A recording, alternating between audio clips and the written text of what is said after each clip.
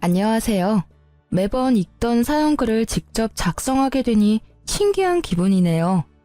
글을 올리는 많은 분들이 그러하듯 저도 정말 견디기 힘든 시기가 있었어요. 지금 생각해도 진짜 이건 아니다 싶은 일들의 연속이었고 지인들은 들어도 진짜 잘 빠져나왔다는 이야기를 들을 정도였으니까요. 저는 태어날 때부터 약하게 태어났어요. 어릴 때 잔병치레도 많았고 몸도 마른 데다가 연약했죠. 원래 이렇게 약한 애들이 크면 강해진다고 하지만 저는 그대로였어요. 남편을 만난 날도 힘들어서 근처 카페에 앉아있을 때였어요. 한여름 휘청거리는 제 모습에 조마조마한 마음으로 남편이 뒤를 쫓아온 거였어요. 그때 사준 음료수가 어찌나 맛있던지 저는 남편의 마음 씀씀이에 반해서 연애를 시작하게 됐어요.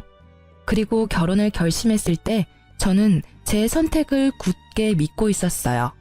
그렇지만 이때부터 시모의 간섭은 점점 시작되고 있었던 거예요. 결혼식 때 시모가 제게 한 딱 한마디가 뭐였는지 아세요? 바로 남편을 하늘처럼 모셔라였어요. 순진했던 저는 그럴 수도 있다고 생각했어요. 남편이 3대 독자라 오냐오냐 컸을 거라는 건 짐작 가능했으니까요. 시모의 남편 사랑도 일리 있는 거라고 생각했지만 이게 그렇게 큰 문제가 될 줄은 이때만 해도 몰랐거든요. 그렇게 결혼식을 치르고 신혼집은 남편이 시 외곽에 얻은 작은 평소의 아파트였어요.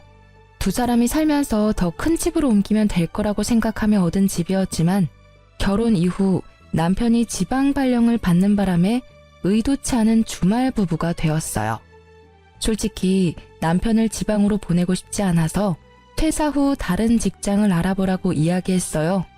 제가 남편보다 더 잘 벌고 있으니 잠시 쉬면서 새로운 직장 알아보라고 말이죠. 경제적으로 크게 문제는 없을 거라고 생각했거든요. 그런데 남편은 제 말에 자존심이 상한 것 같더라고요. 그냥 지방으로 가겠다고 했어요. 저는 말릴 수 없어 그렇게 하기로 결정했어요. 서로 존중해주는 게 오래 갈 수 있는 비결이라고 생각했거든요. 그렇게 차로 왕복 4시간이 걸리는 지방에서 남편은 방을 얻고 저는 저희 신혼집에서 주말에만 남편과 함께 보내게 됐죠.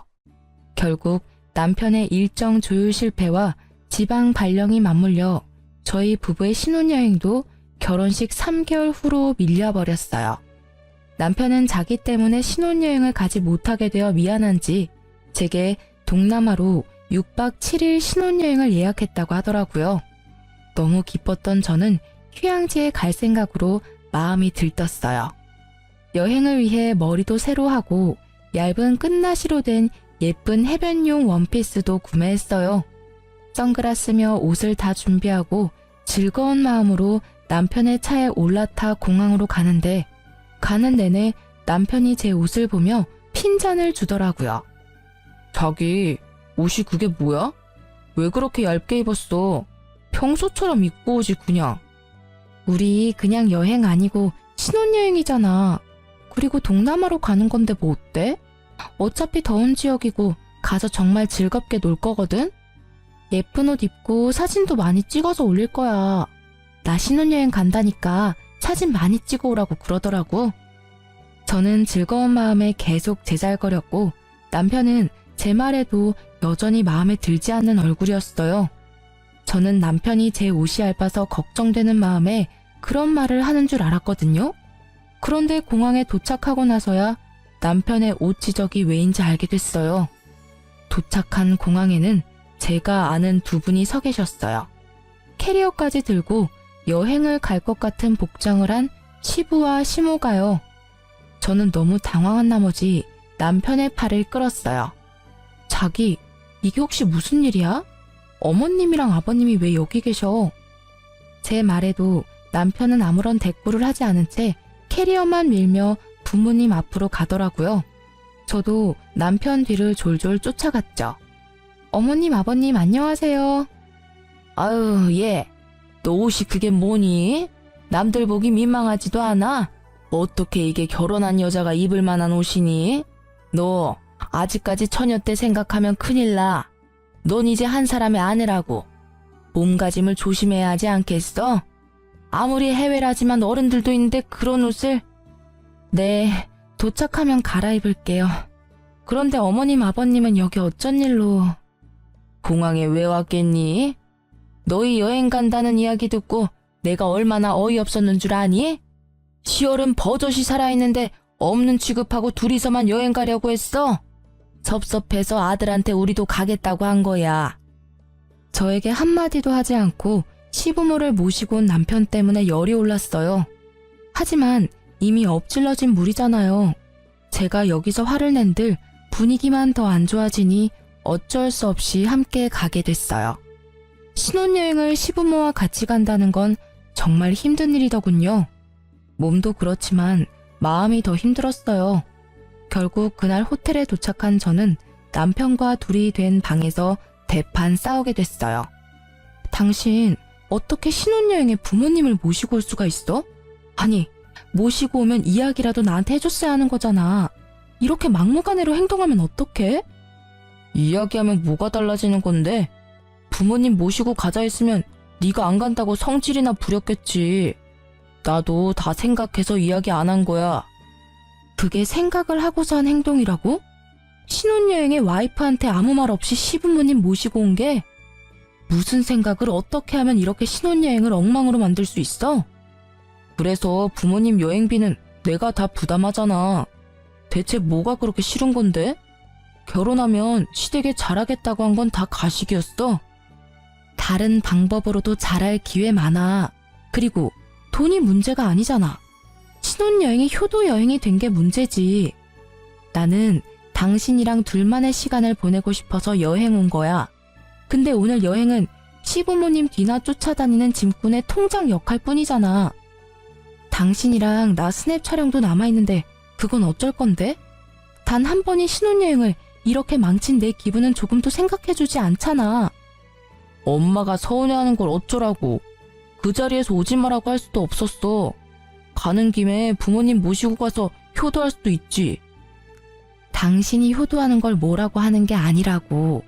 그 효도가 나한테 피해를 주니까 하는 말이지. 그리고 그 이상으로 나쁜 건 당신이 나한테 아무 말 하지 않았던 거야. 결국 그렇게 첫날부터 싸운 우리들의 신혼여행은 엉망진창이 됐어요.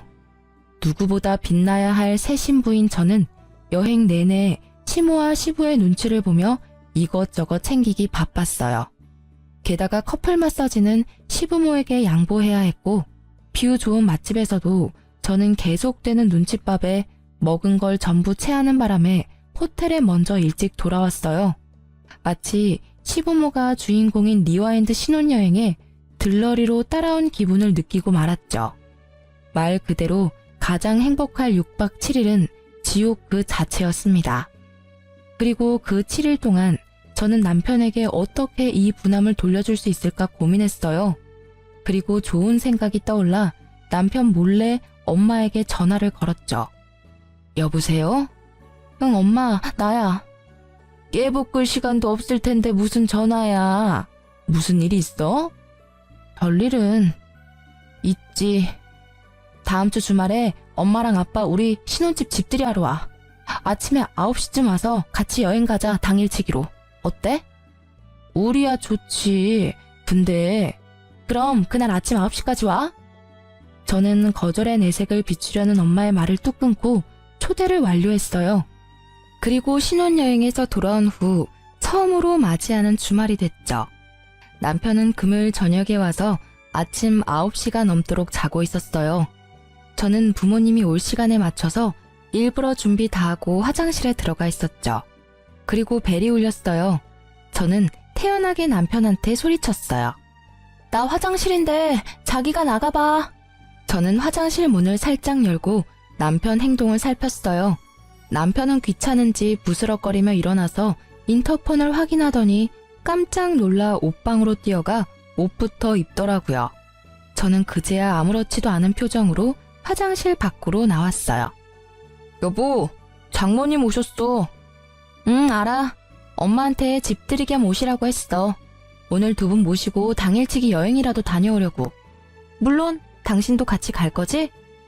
뭐? 그걸 왜 이제 이야기해? 이야기하면 뭐가 달라져? 당신이 소중한 휴일 사라졌다고 성질낼까봐 말 안 했지. 나도 생각을 하고 말 안 한 거야. 생각? 자다가 처갓집 식구 맞이하는 내 기분은 생각도 안 해? 그런 당신은 내 기분 생각해서 신혼여행 때 말도 안 하고 시부모님 모시고 왔어? 이상하네. 당신은 기분 나빠하지 않을 줄 알았는데. 좋아하잖아, 서프라이즈. 아, 너 일부러 나 당하라고 지금 이런 거지? 그럴 필요가 어딨어? 당신도 결혼하면 우리 집에 잘하겠다며. 어때? 깜짝 여행 기분 좋지? 제 말에 남편은 답을 하지 못하더라고요. 당신이 나한테 한 짓이 이런 거야. 그러니까 다음부터는 꼭 나한테 이야기를 해줘. 알았지? 결국 그날은 준비도 덜 된 남편을 데리고 여기저기 끌고 다니며 여행을 다녀왔어요. 이 일 뒤로 남편은 행사가 있을 때마다 저한테 꼬박꼬박 이야기해줬어요. 그렇지만 시모가 보여준 그 진상인 모습은 여전히 제 기억 속에 자리 잡았죠. 결혼 전에는 그렇게 점잖게 보이던 분들이 결혼 후 달라진 모습에 마음도 불편했죠. 그 이후로도 시모와 저의 사이는 그리 좋지 않았어요. 그렇게 결혼 생활은 그럭저럭, 시모와의 관계는 위태위태하게 4년이라는 시간이 흘렀어요. 그런데 남편과의 거리가 멀어서였는지 제가 몸이 약해서였는지 저희가 그렇게 바라던 아기는 깜깜무소식이었어요. 저는 자꾸만 제 약한 몸 탓인 것만 같아 힘들었고 결국 난임센터를 방문하기로 결정했는데 그 전에 정말 놀랍게도 자연 임신이 되었어요. 그리고 임신 사실을 시모가 알게 되었을 때 저는 시모의 어이없는 행동에 다시 한번 학을 뗐어요. 뱃속의 아이가 아들이라는 것을 확인한 시모는 그날부터 제 행동을 일거수일투족 감시하기 시작했어요. 왜냐고요? 제 뱃속에 있는 손주의 태교를 위해서라고 하더라고요. 저는 어이가 없었어요. 그렇지만 제 자식 생각해주는 시모에게 뭐라 할 수도 없어 꼬박 10달을 참았어요. 먹고 싶은 것도 하고 싶은 것도 참으며 맞춰드렸죠. 그런데 출산일에는 더 심했어요. 진통이 와서 병원에 갔더니 기어코 따라와서는 의사에게 무조건 자연분만으로 해달라 했어요. 저는 어디 드라마에서나 보던 일을 당하니 황당했고 아픈 와중에도 결국 시모의 요구에 장장 12시간을 참아내고 자연분만에 성공했어요. 그런데 더 서러운 건요. 출산 후 수고했다 한마디도 없이 딱 한마디 하더라고요. 아들 하나 가지고는 모자라니 둘은 더 낳아라.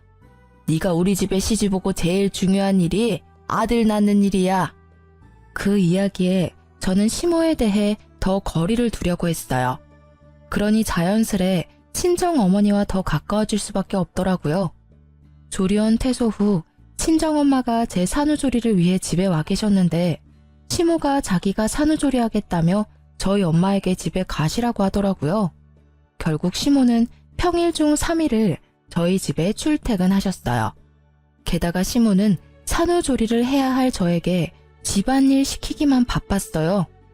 몸을 안 움직이면 더 몸이 굳어. 그러니까 많이 움직여라. 애 낳은 게 무슨 벼슬이라고 누워서만 지내? 집안일 정도는 해야 돼.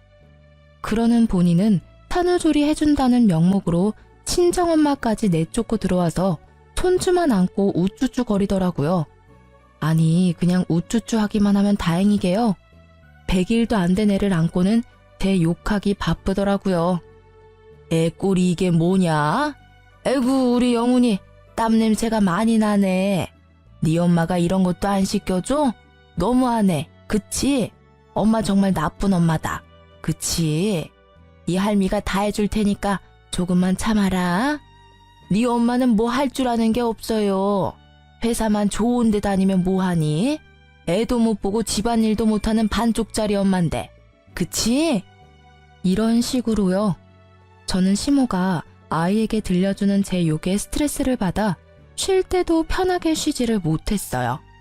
그리고 제가 이혼을 결심한 그날도 시모의 강요로 나오지도 않는 젖을 아이에게 물려주고 있었어요. 남편은 전날 친구들과 모임하고 늦게 들어와 주말 아침 9시가 넘었는데도 자빠져 자고 있더라고요. 저는 아침부터 서러운 마음에 애한테 수유를 하며 울었어요. 몸도 아직 안 풀려 아픈데 애를 안고 집안일까지 해야 하는 제 처지가 정말 억울했거든요.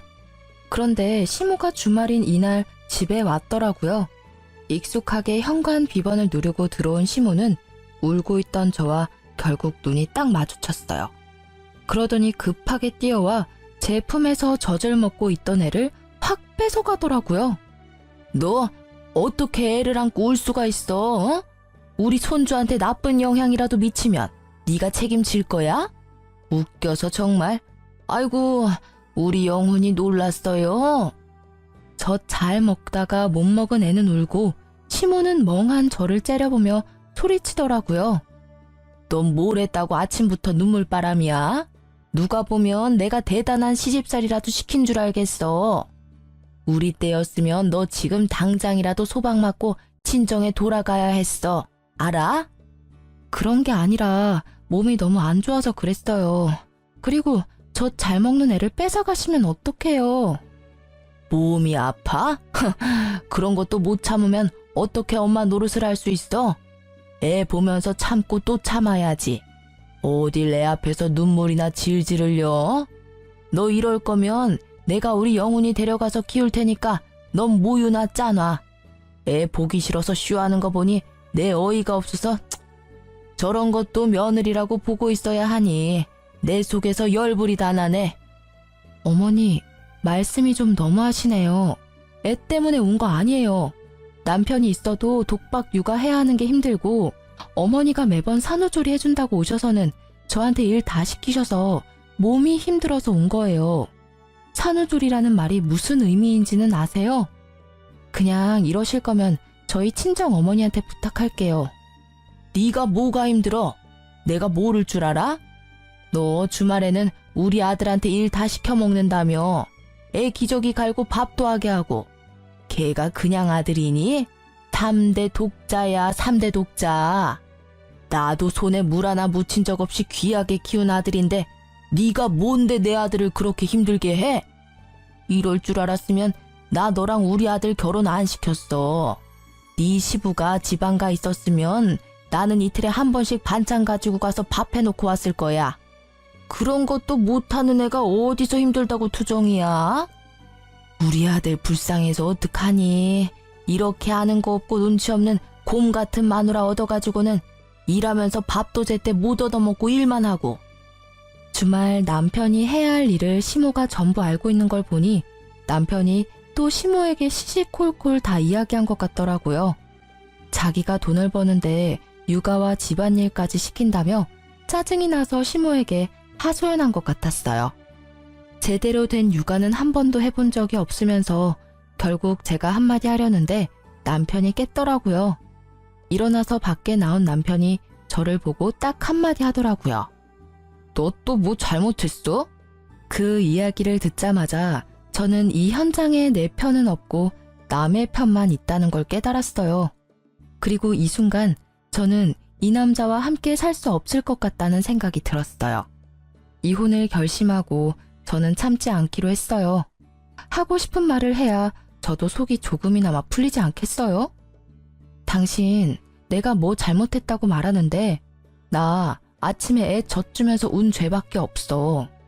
당신 어머님이 모유를 1년은 먹여야 된다고 강경하게 말씀하셔서 유두균열이 심해서 피부 다 갈라지는데도 애 젖먹이다가 서러워서 울었어.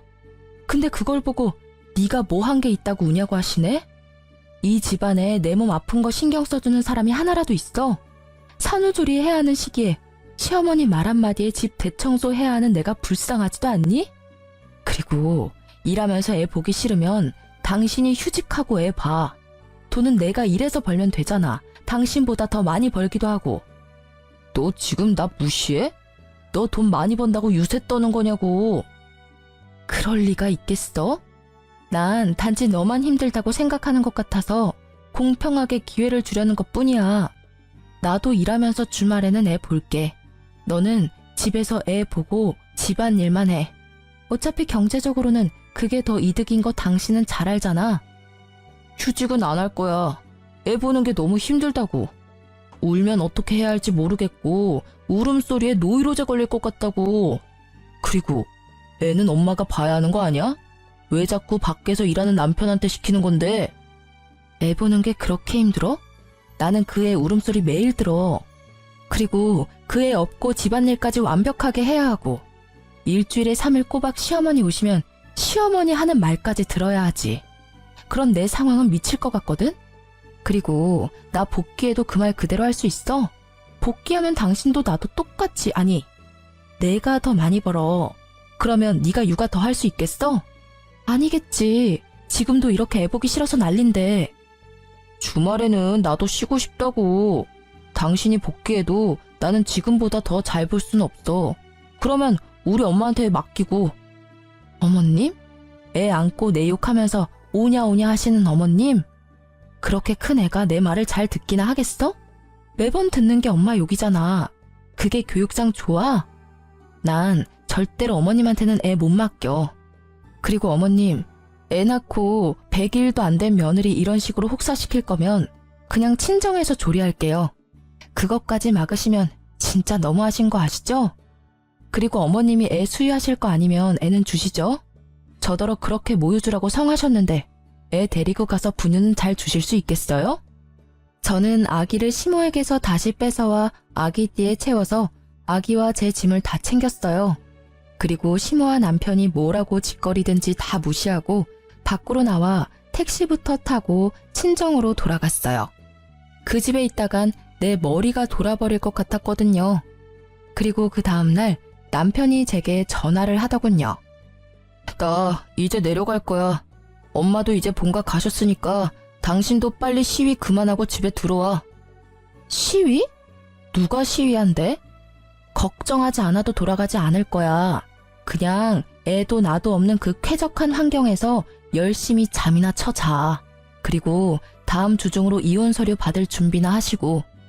그렇게 말하고 전화를 끊은 저는 양육권과 친권을 가져오기 위해 육아휴직을 종료하고 일에 복귀하기로 했어요. 물론 혼자서 할 수 있는 일은 아니고 친정 부모님의 힘을 빌려야 했죠. 그리고 그날 저녁 시모가 저희 친정집에 찾아왔더라고요. 우리 며느리 여기 있죠? 너 빨리 애 데리고 집에 돌아와. 너 때문에 우리 아들 또 주말에 한 끼도 못 먹고 지방 내려갔어. 그래서요? 제가 왜 돌아가야 하죠? 전 이미 남편한테 이야기했어요. 이혼하자고요. 어머님이야말로 여기 와서 이러지 마시고 집에 돌아가세요. 너 말 다 했니? 사돈댁은 딸이 이렇게 생각 없고 모자란 사람인 거 아셨어요? 저는요, 얼마나 기가 찬지 남의 귀한 집 손주까지 데려가서 인질로 삼는 게 말이 돼? 어머님, 말씀 조심하세요. 말을 조심하라고? 내가 왜 그래야 되는데? 내 귀한 손주 뺏긴 것도 억울해 죽겠는데 너한테 고운 말이 나오겠어? 그래, 차라리 잘 됐다. 이혼하고 소송하면 우리 집으로 우리 영훈이 데리고 올 거야. 어디 4대 독자를 데려가려고? 너 산후조리 운운하더니 일부러 애 데리고 가려고 쇼한 거 아니니? 그게 아니고서야 지금은 어떻게 이렇게 멀쩡해? 그거야 친정 어머니가 다 해주시고 저는 온전히 쉬기만 하니 당연히 몸이 좋아지죠. 어머님은 산후조리 하러 오셔놓고는 일 시키기만 바쁘셨잖아요. 그리고 저희 부모님은 상식적인 분이시라 어머님의 그런 구식 시집살이는 이해 못하시거든요. 그러니까 동의를 구하듯이 제 욕은 하지 말아주세요. 그리고 한마디만 더 붙이자면 지금 하시는 말들은 저희 집 홈캠에 다 저장되고 있어요. 그리고 저희 신혼집에서 하신 말들도 다 홈캠에 저장되어 있고요. 그러니까 말을 아끼세요. 지금까지 모은 것들만 해도 이혼 사유는 충분하니까요. 제 말에 시모는 입을 꾹 닫아버리더라고요. 시모가 오기 전 이혼 전문가를 만나 상담했었거든요. 부부 갈등이 너무 심해서 정신적 충격이 크면 남편에게 청구하는 이혼 소송과는 별도로 시모에게도 위자료 청구를 할 수 있대요. 물론 증거나 정황이 정확해야 한다고 했고 저는 워낙 증거가 차고 넘쳐서 가능할 것 같다고 하더군요. 시모가 아이를 뺏기지 않으려 했지만 경제적 능력, 남편의 육아 소홀, 시모의 교육이 아이에게 좋지 못한 점 등이 복합적으로 작용해 이혼 소송은 무사히 제게 유리하게 진행됐어요. 제가 원하던 친권과 양육권도 가져왔어요. 남편과 시모에게서는 위자료를 받을 수 있었지만 양육비만큼은 남편이 제게 보내지 않더라고요. 거의 3년이 넘는 동안이나 말이죠. 그렇지만 저는 그에 대해 따로 생각이 있었기에 주지 않으면 주지 않은 대로 그냥 놔뒀어요. 물론 재촉 문자는 했었죠. 하지만 아이에 대해 별 애정이 없는 그 남자가 양육비를 줄 리는 없었죠. 4대 독자라도 본인은 귀한 줄 몰라요. 면접 교섭권을 한 번도 쓴 적 없었으니까요. 애는 다시 가지면 된다는 생각이나 하고 있을 거예요. 그저 시모나 전전긍긍일 뿐이지. 그리고 이혼 후 3년째 되는 해에 저는 이미 새로운 남자와 재혼한 지 2년이 조금 안 되는 상태였어요. 그리고 재혼한 현 남편과의 상의를 통해 제 아들을 재혼남의 호적에 넣을 수 있는 친양자 입양을 신청하기로 했어요. 제가 생각했던 게 바로 이거였어요. 친부가 3년 이상 부양의 의무를 이행하지 않거나 면접 교섭을 하지 않으면 친부의 동의 없이도 친양자로 입양이 가능하고 아이의 성과 본을 재혼 남편의 성과 본으로 바꾸는 것도 가능하다고 해요. 물론 여러 가지 여건이 맞아야겠지만 저 같은 경우는 그걸 위해 양육비를 안 줘도 참았던 거예요. 그리고 양육권을 지급하지 않은 지 3년이 될 때쯤 전 시모와 전 남편이 갑자기 제게 연락이 와서 만나자고 하더군요. 만날 생각은 들지 않았지만 법적으로 크게 문제가 될 수도 있다는 말에 만나러 갔어요. 두 사람은 눈에 쌍심지를 켜고 저를 맞이하더라고요. 저는 이 사람들이 왜 이러나 하는 생각만 들었죠. 제가 잘못한 게 없으니까요. 여기까지 나온 걸 보니 너도 제발 저려서 나온 것 같구나. 무슨 말씀 하시는지 모르겠네요. 용건만 간단히 해주시겠어요? 이 사기꾼 같은 년아, 우리가 낸 위자료 내놔, 이 나쁜 년. 너 감히 우리를 속였어? 내가 그 위자료 왜 줬는데? 당장 그거 다시 돌려놔. 아니면 고소할 거야. 파렴치한 것도 정도가 있지 어떻게 그런 대담한 짓을 벌려놓고 우리를 속이려고 했을 수가 있어. 무슨 소리인지 알아듣게 말씀하세요. 이혼 위자료 소송은 제가 판결 내린 게 아니라 법원이 내린 거죠. 따지시려면 법원 가서 따지세요. 이래도 시침이 뗄 거야? 정말 치가 떨려서 네가 진짜 못된 년이라는 건 이미 알고 있었지만 이렇게 대담하게 우리를 속일 줄이야. 그러면서 시모가 내민 것은 몇 장의 종이였어요. 들고 상세히 읽어보니 그건 바로 전 남편의 무정자증에 관한 결과지였어요. 정자수가 현저히 부족해서 자연적으로는 임신이 많이 어렵고 정상 정자수도 적다는 내용의 검사 결과지였어요. 그걸 보니 딱 답이 나오더라고요. 이 사람들은 내가 결혼 중 외도를 해서 애를 낳았다고 생각하는 거였어요. 정말 천박하기도 하죠. 그런 생각을 어떻게 감히 할 수 있으며 최소한의 검사도 없이 바로 단정지어 말할 수 있을까요? 제 상식으로는 도무지 이해가 되지 않는 행동이었어요. 네 거짓말과 외도는 이미 들통났어. 어디서 어떤 남자를 만나서 애를 만들었는지 모르지만 그 더러운 애새끼를 내 손주라고 생각하게 만들다니. 이렇게 결과를 듣기 전까지는 몰랐지. 그래, 아무리 봐도 우리 아들과 닮은 구석이 없었어. 그때 알아봤어야 했는데. 너 일부러 위자료 받아 처먹으려고 애 낳은 거지? 당장 우리한테서 가져간 위자료 내놔. 알고 보니 전 남편도 저와 비슷한 시기에 재혼을 했는데 시모가 임신하라고 그렇게 난리치는데도 애가 안 생겨서 병원을 갔다가 무정자증 진단을 받아왔다고 하더라고요. 저는 너무 웃겼어요. 착각하고 있는 이 사람들에게 진실을 알려주기로 했어요. 물론 씨알도 먹히지 않을 걸 알지만 사실 그걸 바라는 거기도 했고요. 두 사람이 뭘 상상한지는 알겠지만 저는 정말 맹세코 바람핀 적 없어요. 그리고 이 애는 당신 애야. 그건 바뀔 일은 없어. 당신도 알잖아. 내가 얼마나 가정에 충실했는지. 거짓말하지 마. 이게 또 어디서 사람을 속이려 들어? 내 자식도 아닌 애 때문에 위자료를 얼마나 줬는지 알기나 해? 천박한 몸뚱아리 굴려서 어디서 더러운 씨앗이나 받아서 만든 애를 감히 내 아이라고 속여? 그래, 언제까지 속일 수 있을 줄 알았어? 이래서 내가 양육비를 안 준 거야. 내 새끼도 아닌데 내 돈을 왜 줘? 웃기지도 않는 말을 하는 전 남편을 보며 저는 차분하게 말했어요. 정말 그 애가 당신 애가 아니라고 생각해? 그럼 우리 애는 이제 더 이상 필요 없어? 필요 없어. 피 한 방울 안 섞인 남의 아이가 왜 필요해? 당신이 그렇게 생각하면 하는 수 없네. 그러면 애 호적 옮기는 건 동의해 줄 수 있지? 원래 당신 동의 없이도 옮길 수 있는데 어차피 당신이 당신의 아니라고 하니 괜찮잖아. 옮겨줘도. 그러면 당신은 애 없는 거나 마찬가지고, 안 그래? 당연하지. 그건 동의해주면 내 아이는 없는 게 되니까 양육비는 안 줘도 되지? 결국 그게 목적이었더라고요. 이 나쁜 놈은. 지 자식한테 드는 돈이 아까워서 돈 한 푼을 안 준 쫌생이 같은 인간이었어요. 그건 내가 변호사랑 잘 이야기해볼게. 그리고 나중에 애 돌려달라고 하지 마. 그건 꼭 지켜줬으면 좋겠어. 어차피 돌려줄 생각도 없지만. 내 쪽에서 할 말이거든.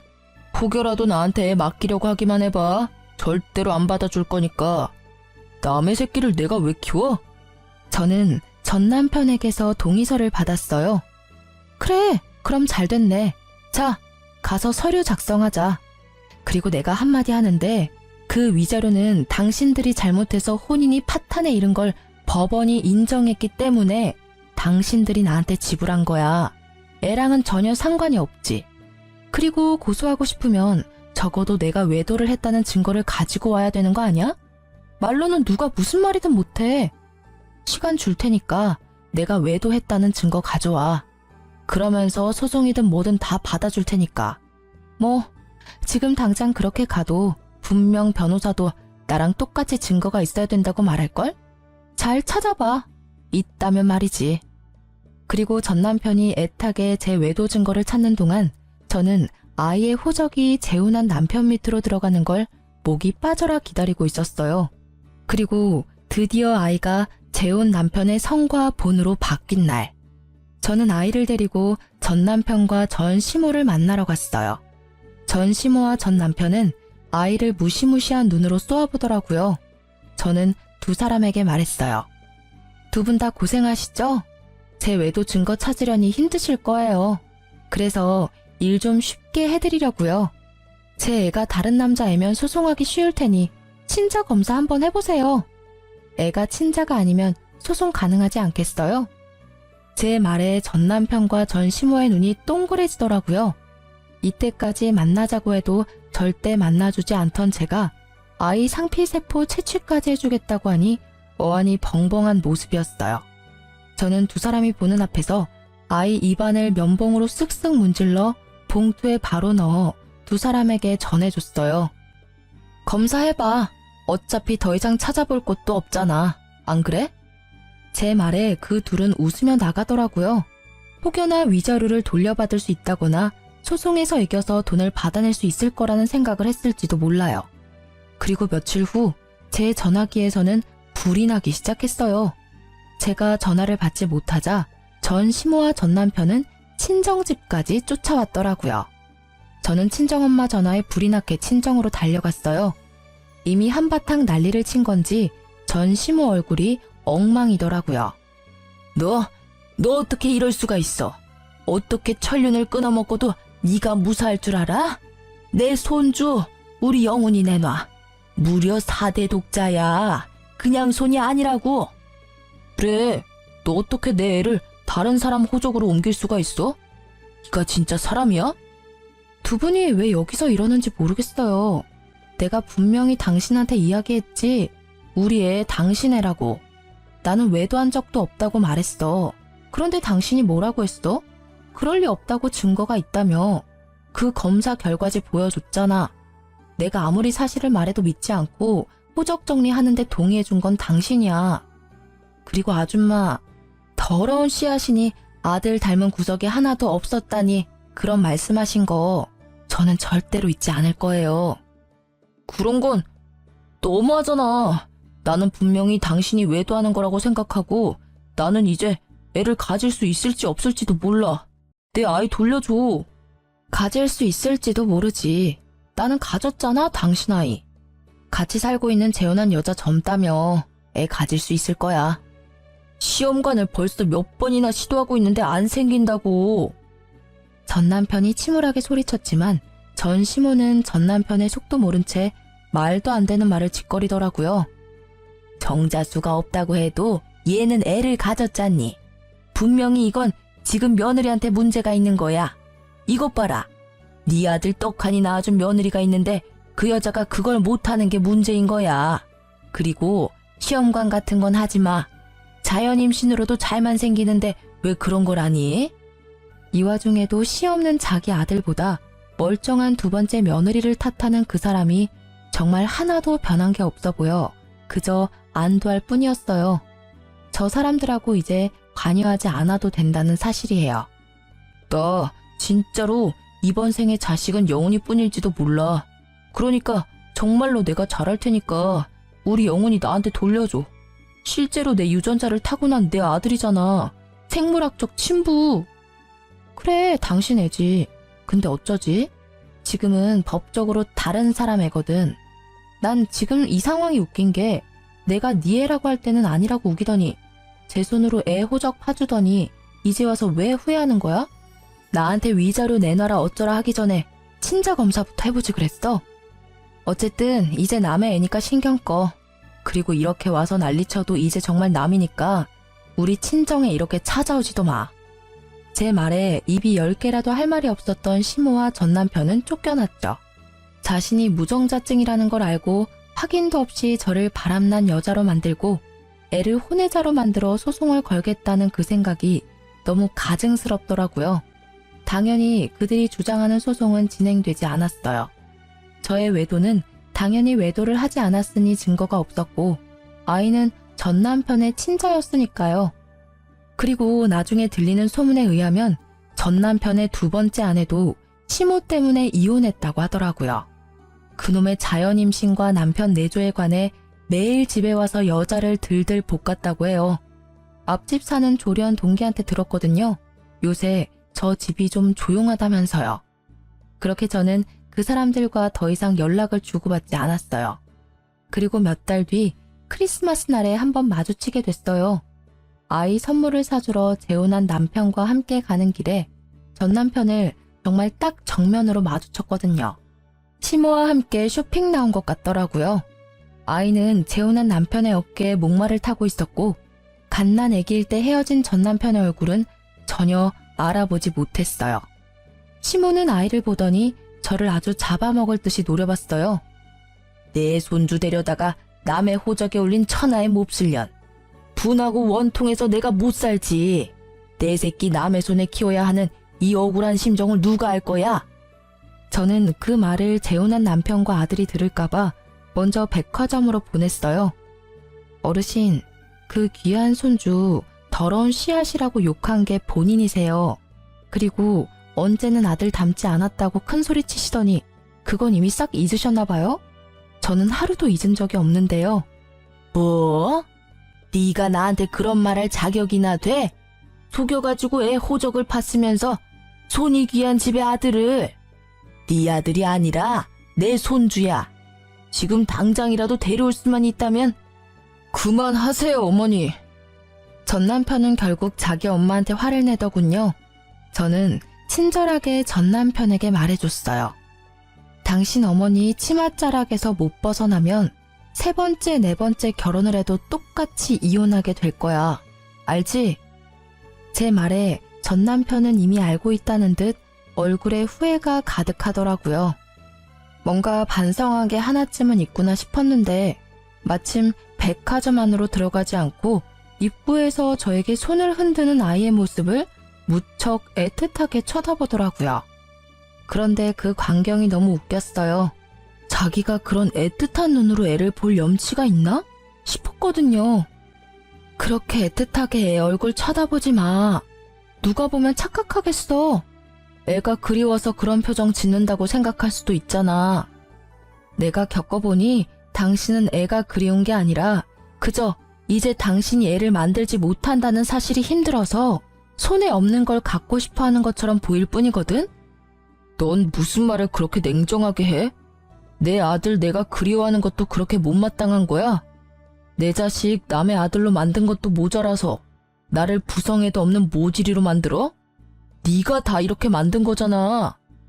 모든 것을 제 탓으로 미루는 이 나쁜 놈의 행태에 저는 결국 소리를 빽 지르고 말았어요. 그게 왜 내가 만든 거야? 네가 만든 거지. 애가 그렇게 애틋하고 그리웠으면 애초에 면접 교섭권은 왜 안 썼는데? 양육비도 3년 내내 한 번도 준 적 없지? 그리고 무엇보다 당신이 무정자증인 거 알았을 때 왜 우리 애가 당신 아들이 아니라는 의심부터 했어? 애한테 일말의 사랑이라도 있었다면 내 애가 아니라고 선언하기 전에 검사라도 해보는 게 상식 아니야? 제 말이 구구절절 다 맞는 말인지라 전 남편은 대꾸할 생각도 못하고 입을 꾹 다물더라고요. 나는 아무리 봐도 너한테 소중한 건 아들이 아닌 것 같아. 네가 제일 소중하게 생각하는 건 그냥 네 생식 능력이겠지. 제 말에 전 남편은 아픈 부분을 찔린 것 같은 표정으로 도망치듯이 떠나버리더라고요. 그렇게 헤어지고는 아직까지 만난 적은 없어요. 제 말이 틀리지 않았는지 애를 보겠다는 연락도 전혀 없더라고요. 뭐 그게 저한테는 더 도움이 되는 일이니까 그냥 그렇게 놔뒀어요. 저는 이혼 후 1년 만에 재혼해서 잘 살고 있어요. 애도 이제 재혼한 남편 밑으로 들어가서 더 안정적으로 살아요. 재혼 후에 아들 밑으로 딸을 하나 낳았고요. 남편과 아들은 딸을 두고 서로 돌보겠다며 다툴 정도로 사이가 좋아졌어요. 아들은 의외로 성격이 전 남편보다는 현재 남편을 더 닮아 마음이 좀 놓이기도 해요. 지금 남편은 부모님이 모두 일찍 돌아가셔서 시댁 식구는 남편의 형제 자매들 뿐이에요. 솔직하게 말해서 그런 점 때문에 재혼을 결심한 것도 있어요. 그만큼 저에게 시댁 시부모라는 존재는 트라우마에 가까웠거든요. 그래도 지금은 많이 좋아졌지만 그 짧은 시간 동안에 시집살이로 트라우마가 생긴 걸 보면 말하지 못한 소소한 감정의 골들이 엄청났다는 걸 실감해요. 저희 어머니가 결혼을 하려면 그 집안의 어른을 보면 된다는 말을 했었거든요.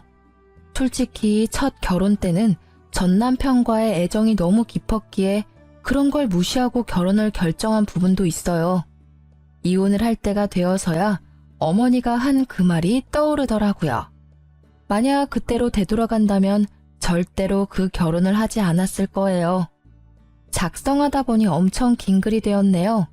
저도 글을 쓰면서 다시 그때의 일들을 되돌려봤는데 진짜 빨리 빠져나온 게 다행이라는 생각이 드네요. 결혼은 가족 간의 결합이라고 하잖아요. 남편과 아무리 잘 맞아도 시댁과 맞지 않으면 그건 그거대로 힘든 결혼 생활이 될 수밖에 없어요. 제가 겪은 일련의 일들이 저처럼 고민하고 힘들어하는 분들에게 좋은 위로의 글이 되었으면 좋겠네요. 다들 힘내시고 글 읽어주셔서 감사해요.